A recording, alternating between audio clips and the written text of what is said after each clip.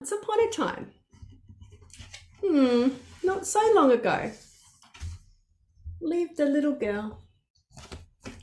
And this little girl was very joyful. She was very happy. She was fascinated with the stars, and she would go and lay outside with her mum, her brother, and her sister on the beautiful warm evenings and look up into the sky and look into the stars. Just got to say, I may make a mention, it's my past brother's, my deceased brother's birthday today, and he's just come through and said, hey, it's my birthday.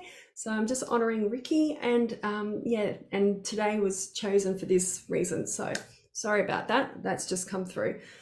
So this little girl loved looking at the stars, watching them shoot across the sky, watching Luna shine so bright, and seeing the beautiful little, I can't even remember what they were. Someone might want to chat, pop them into a chat. They're the little, like the little space. Anyway, it's not coming through, but it was like a little, oh, someone's put something in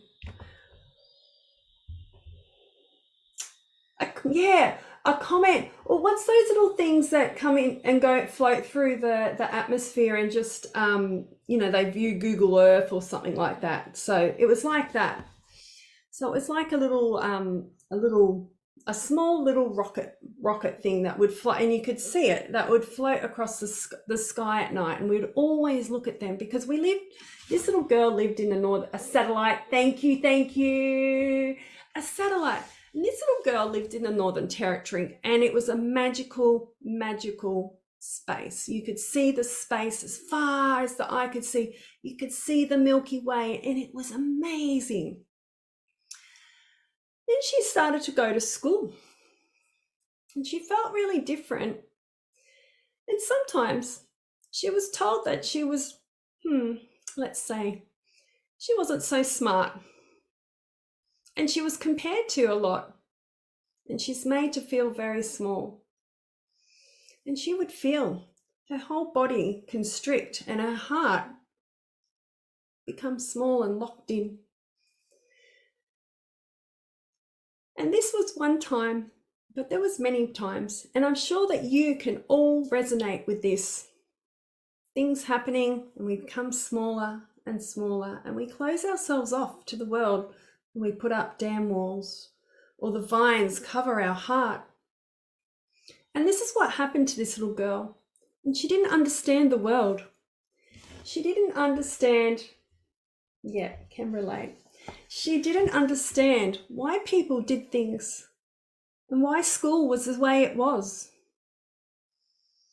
She found school really hard, and this closed her off even more. And then one day, when she was an adult, she had to say farewell to her sister. And so did her siblings, and so did her mum. And as she said farewell, the night before, she was given guidance by a beautiful friend that used to be her sister's friend who had also passed over. And this is when she started to receive messages. And this is when she started to know that there was more to life than just this human existence, this human body. But she didn't know how to connect. But she would receive them in her night, in her dream, when we're most open, beautiful ones. And she had said to her sister, go and see the light. It's safe to go now. And she had to say goodbye to her sister because she had to return home. And the day that she returned home, she was an empty void in the back of the car. And she could feel her heart getting smaller and smaller. And beautiful ones, she existed life just as existing, like a robot. And she carried on because she had a husband and 2 children. But she felt very robotic. And then a few years later, she received news that no child wishes to receive, that her mum had terminal cancer. She screamed and screamed and screamed and screamed and couldn't believe it.